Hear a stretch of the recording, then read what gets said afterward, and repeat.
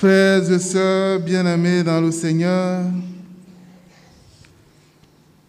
vous savez, j'étais dans une mission et je partais faire des rencontres ou des messes avec des aveugles. On dit le centre des aveugles. Et je voyais que 2 aveugles peuvent se conduire. Hein. 2 aveugles, c'est-à-dire le matin là, à la messe, je vois que 2 aveugles viennent ensemble. Et parfois même ils font de longues distances. Alors, lorsque tu tombes sur cette parole de Jésus, tu es devant les aveugles comme ça. Et puis, tu prononces cette parole. Je ne sais pas comment, si vous étiez à ma place, comment tu vas prononcer devant les aveugles cette parabole de Jésus. Pourtant, le matin, tu as vu 2 aveugles qui sont venus ensemble. Parfois, c'est un peu difficile. Et souvent aussi, il y a l'autre parabole où Jésus guérit les aveugles. Quand je suis là, je dis, mais est-ce que moi, aujourd'hui, je vais guérir les aveugles ils sont en train de me regarder, ils ne me voient pas, mais ils sont en train de m'écouter. Mais comment? Bien-aimé de Dieu,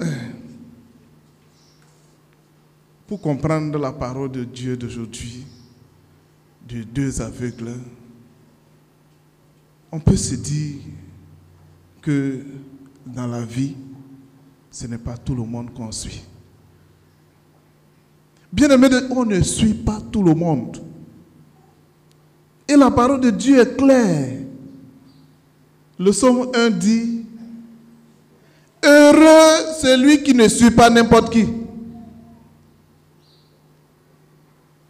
Quand vous arrivez à la maison aujourd'hui, cherchez le psaume 1, c'est le premier psaume.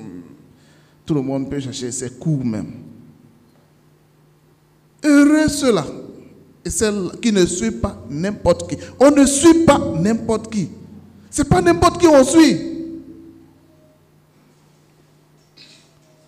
On ne suit pas les personnes parce que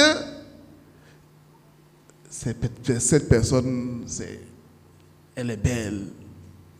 Ou bien la personne parle plus fort que les autres. Il a l'art de la parole, le verbe. Dans mes séances de motivation avec les jeunes, ou bien de coaching, que je ne fais pas ici, souvent quand j'étais aumônier des universitaires, si je faisais beaucoup, j'ai dit, le monde, nous sommes dans un monde de relations. Le monde n'est que relation. Et tout le monde doit vivre dans ce monde de relations. On doit vivre chrétien dans le monde. Jésus nous a... C'est dans le monde que nous devons vivre. Et le monde est relation. Mais dans cette relation, ce n'est pas tout le monde qu'on suit. L'environnement dans lequel tu vis détermine ta manière d'être et ta manière de vivre. Et ce n'est pas tout le monde qu'on suit. On ne suit pas tout le monde parce que la personne parle bien.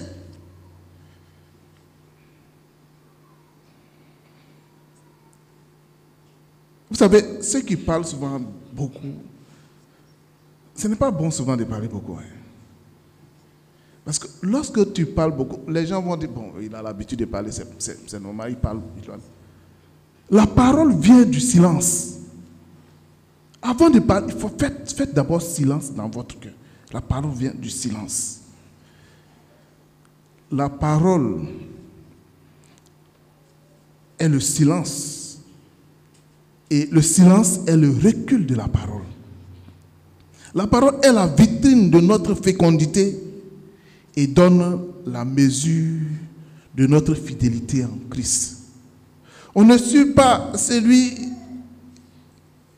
qui veut seulement nous plaire et plaire à nos désirs. Sans discernement, on ne suit pas les gens sans discernement. Sinon, nous allons tomber dans le trou, comme dit Jésus aujourd'hui. La première leçon de cette petite parabole est une invitation au discernement, bien-aimé de Dieu. Dans nos vies, il est important de prendre le temps et de s'arrêter un peu pour regarder et où va notre vie, pour donner une orientation à notre vie, pour se laisser éclairer par la lumière de l'Esprit de Dieu en nous. C'est dans la prière que se réalise mieux ce temps d'arrêt qui favorise l'écoute. L'autre enseignement de cette petite parabole est contenu dans la deuxième phrase.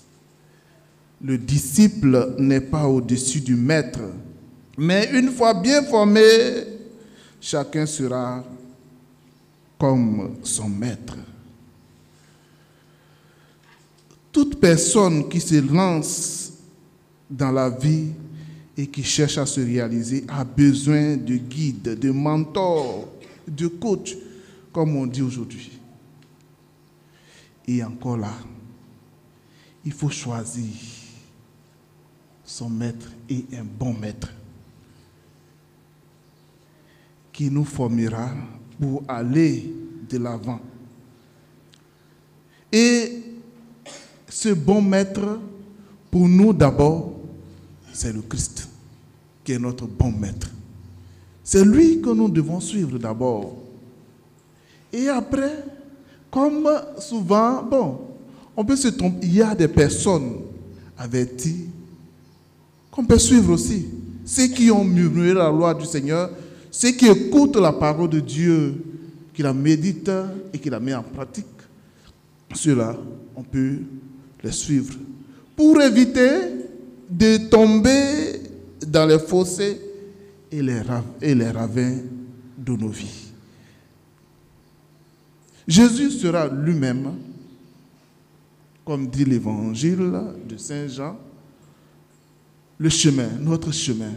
Car il dit, je suis le chemin, la vérité et la vie. Jésus est notre chemin. L'autre enseignement de ce jour, c'est la poutre et la paille. Bien-aimés de Dieu,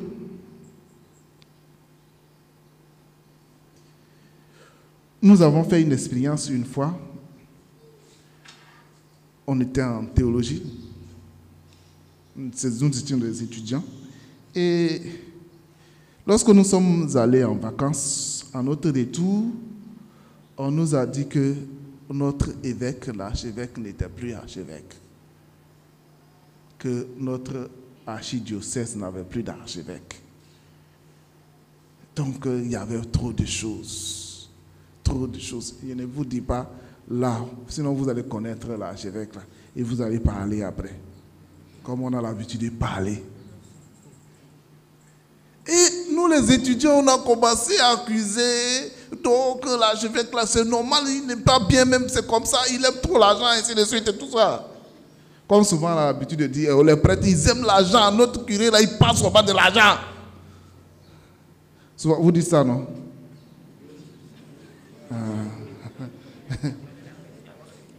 Les prêtres là, vraiment, ils aiment l'argent.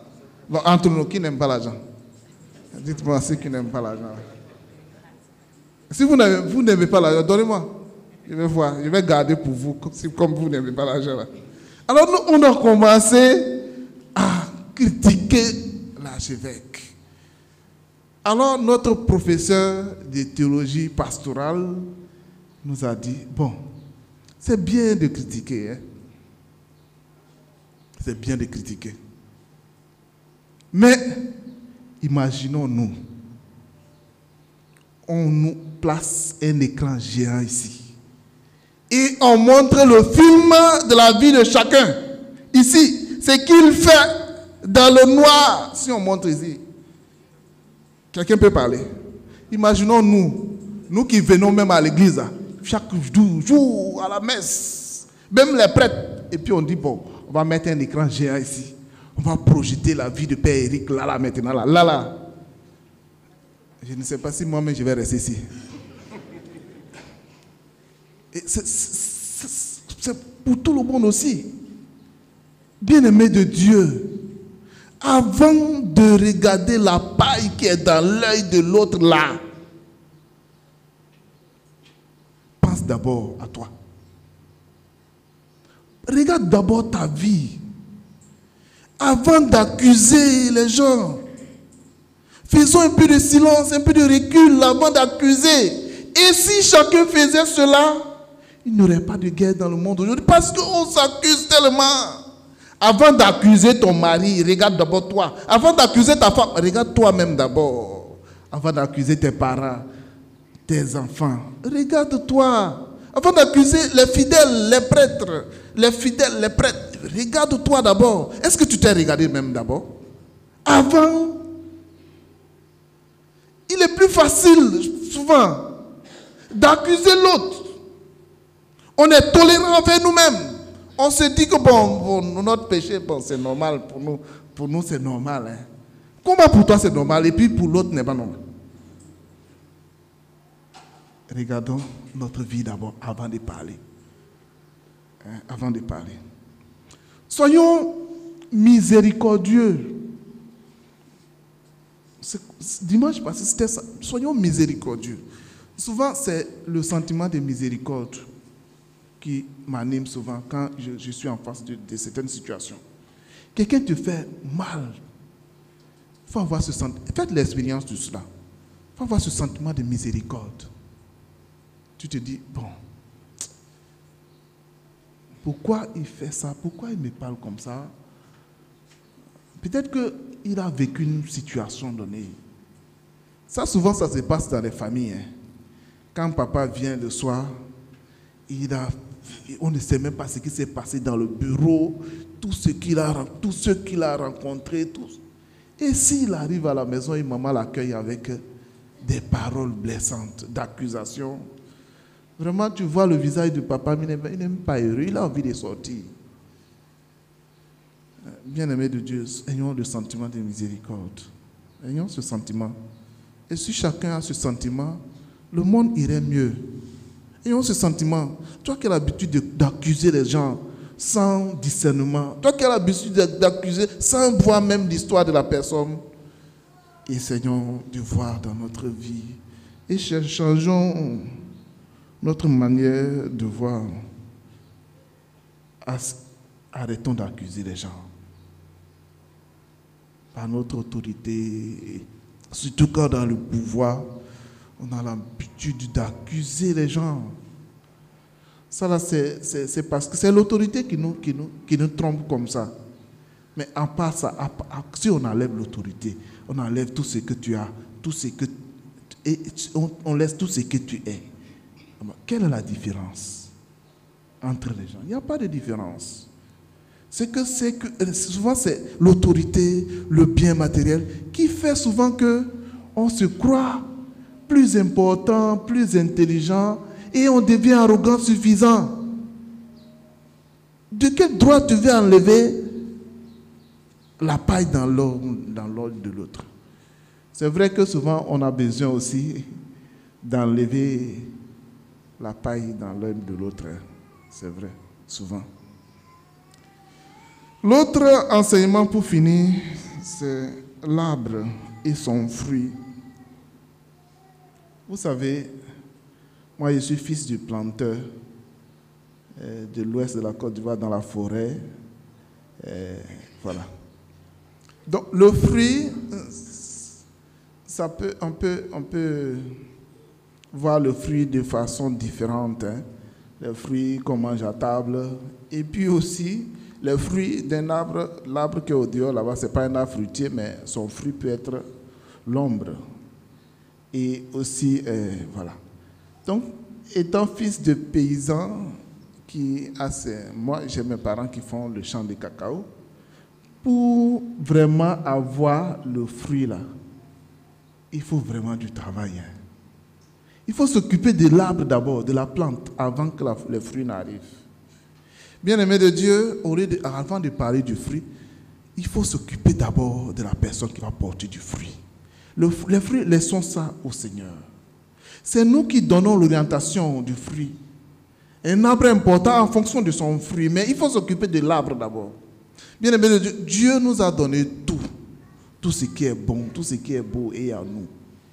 Et à côté de cela, il nous a donné la liberté. Alors, donc, tu donnes l'orientation, ce que tu veux, tu donnes à ta vie.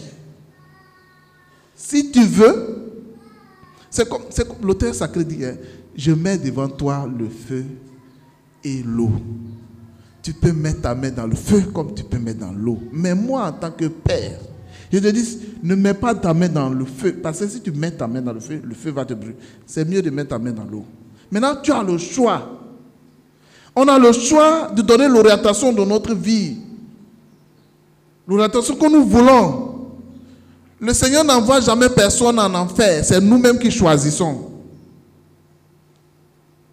Si dans ta vie, tu ne prononces que des paroles de malédiction, ce sont des fruits que tu es en train d'envoyer, les fruits amers. Et je dis souvent aux enfants, c'est que tu es en train d'accoucher les jus, le mal. Et le jour là, quand tu verras deux routes comme ça, on dit ça là, c'est la route qui va au paradis. Tellement tu as accouché tout ce qui est mauvais, c'est le mauvais qui va t'attirer vers la route de l'enfer. Alors faites un effort. Faisons un effort de s'occuper de nous-mêmes pour que tout ce qui va sortir de nous soit du bien, des choses du bien. On prononce des paroles de bénédiction. Alors que le Seigneur aujourd'hui nous aide vraiment.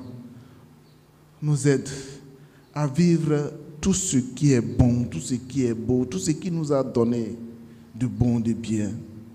Nous nous approchons du temps de méditation, temps de prière, temps de partage. Demandons au Seigneur de nous aider à rentrer dans ce temps de façon active et qui nous accompagne à vivre le temps de carême en profondeur. Que le Seigneur nous aide, lui qui vit et règne pour les siècles des siècles.